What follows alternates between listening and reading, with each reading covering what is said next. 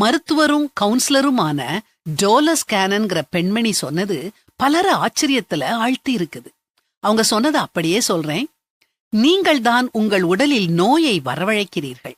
நீங்கள் கவனமாக வாழ்ந்தால் நோய்வாய்ப்பட வேண்டிய அவசியமே இல்லை. நம் உடல் ஒரு அற்புதமான மெஷின் போன்றது.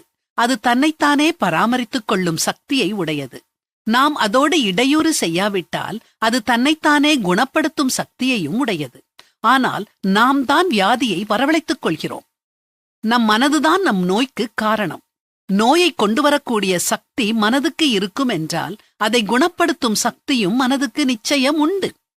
நம் உடலில் உள்ள ஒவ்வொரு நோயும் நம்மோடு பேசுகின்றது. உதாரணத்துக்கு புற்றுநோயை எடுத்துக்கொள்வோம்.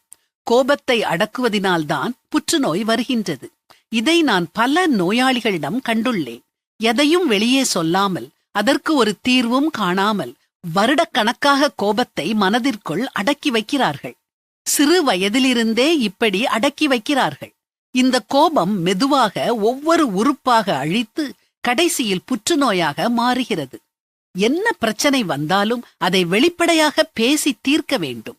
இது உடலுக்கு ஆரோக்கியத்தை கொடுக்கும். அதே மாதிரி நீங்கள் மிகவும் விரும்பியதை செய்யும்போது ஏற்படும் பக்க விளைவு என்ன தெரியுமா?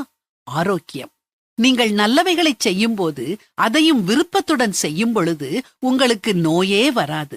ஜலதோஷம் கூட உங்களை நெருங்காது. நீங்கள் உங்கள் சக்திக்கு மிஞ்சி அதிகமாக உழைக்கும் போது ஜலதோஷம் வருகின்றது.